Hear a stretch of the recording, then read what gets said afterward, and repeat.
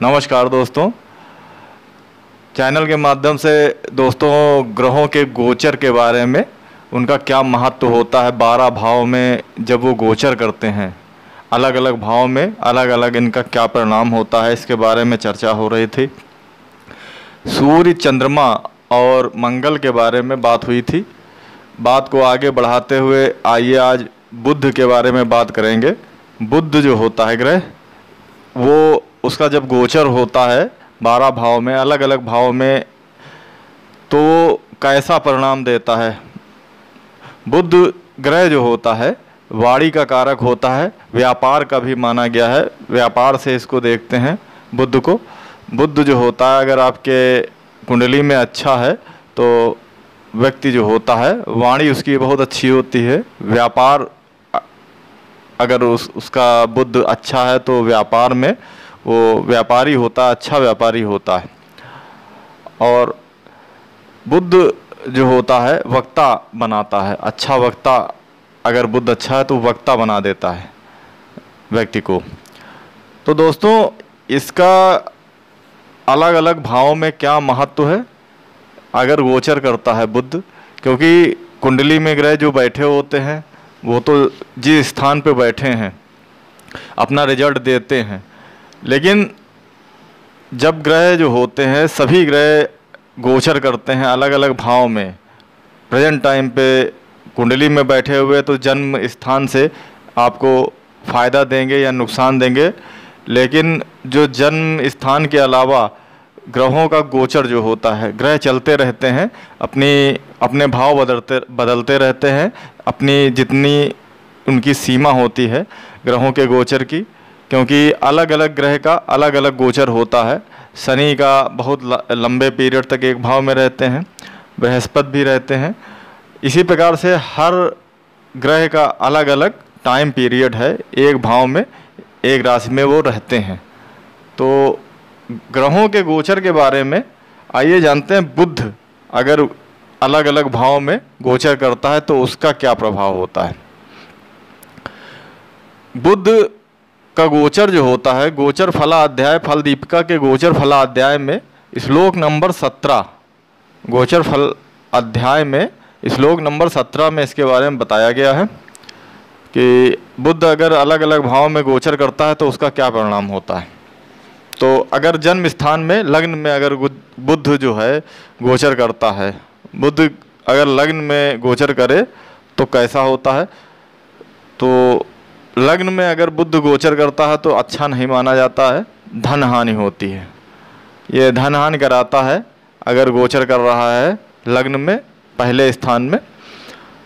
दूसरे स्थान में अगर गोचर करते हैं बुध तो धन लाभ व शोभा में वृद्धि होती है। और तीसरा स्थान जो होता है इसमें अगर बुध गोचर करते हैं तो शत्रु से भय होता है।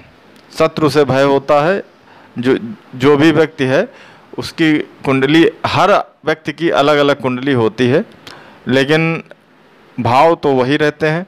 तो अगर तीसरे भाव में बुध गोचर करते हैं तो उतने समय के लिए, जिस समय के लिए बुध गोचर करेंगे तो उसका असर उतने समय के लिए होता है। तो वो इस प्रकार से है। तीसरे भाव में शत्रु से भय होगा।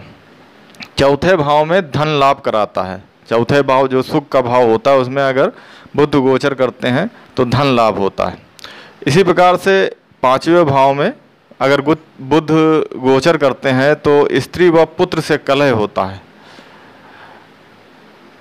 और छठे भाव में अगर बुध गोचर करते हैं तो विजय दिलाता है, अच्छा होता है, ये माना जाता है, ये शुभ होता है।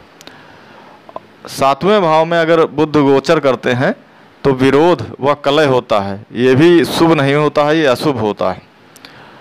आठवें भाव में, आठवां भाव तो वैसे खराब स्थान माना गया है, लेकिन आठवें भाव में अगर बुध गोचर करते हैं तो धन व पुत्र का लाभ होता है, ये अच्छा माना गया है, शुभ माना गया है ये।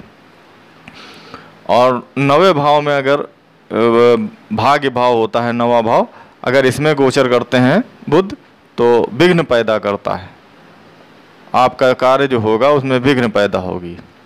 और 10वें भाव में, 10वां भाव संघर्ष का भाव होता है। 10वां भाव वैसे तो बहुत अच्छा भाव माना गया है, लेकिन अगर इसमें ग्रह गोचर कर रहे हैं तो उनका अलग अलग रिजल्ट होता है। तो बुध अगर इसमें गोचर करते हैं तो ये बहुत अच्छा माना गया, शुभ माना गया है। सब तरह के सुख इसमें प्राप्त होते हैं बुध के गोचर में। 11वें भाव में अगर बुध गोचर करते हैं तो सुखों में मजबूती होती, मतलब जो भी आपके सुख हैं और जो भी साधन हैं उसमें मजबूती प्रदान करता है। बहुत अच्छा ये भी माना गया है, शुभ माना गया है। और 12वें भाव में अगर बुध गोचर करते हैं, 12वां भाव आप जानते हैं कि व्यय का भाव होता है, इसमें अगर बुध गोचर करते हैं तो पराजय व अपमान का भय होता है, ये अच्छा नहीं माना गया है। तो दोस्तों गोचर का मतलब जो होता है बहुत होता है। गोचर प्रेजेंट टाइम पे बुध हैं या और भी ग्रह हैं वो कहाँ पे गोचर कर रहे हैं इसको देखना बहुत ज़रूरी होता है। इसके रिजल्ट उस समय के बहुत मिलते हैं। कुंडली में जो ग्रह बैठे हैं वो तो अपना रिजल्ट देते हैं जिस स्थान में बैठे हैं उस स्थान का, लेकिन गोचर का भी बहुत बड़ा महत्व होता है। लेकिन गोचर का महत्व ज़्यादातर जिसकी महादशा चल रही होती है, मैंने बार बार बताया है कि जिस व्यक्ति की महादशा चल रही है कोई भी ग्रह की, जैसे आप मान लीजिए शुक्र की है, बुध की है या बृहस्पति की है, अगर महादशा आपकी ग्रहों की अलग अलग महादशा चल रही हैं, क्योंकि महादशाएं नक्षत्र के हिसाब से होती हैं और महादशा अगर चलती हैं तो उस अपनी पूरी पीरियड को ख़त्म करने के बाद फिर दूसरी महादशा चलने लगती है। तो गोचर का इसका अर्थ तभी निकलता है जब जो महादशा ग्रह की चल रही होगी, जिस ग्रह की महादशा चल रही होगी उसका गोचर जो होगा वो बहुत महत्वपूर्ण होगा। उसको ध्यान में रखना चाहिए कि जो महादशा है उसका गोचर कौन से भाव में हो रहा है, इस बात का बहुत ध्यान रखना चाहिए दोस्तों, क्योंकि वो महादशा के समय पे अपना रिजल्ट ज़्यादा देंगे, क्योंकि महादशा भी आपकी उसी ग्रह की चल रही है और वो गोचर अगर अच्छे भाव में है तो बहुत अच्छी महादशा जाएगी, और अगर ख़राब भाव में है तो उसका रिजल्ट निगेटिव मिलेगा दोस्तों। तो आपने जाना दोस्तों कि बुध का गोचर जो होता है वो कैसा प्रभाव देता है।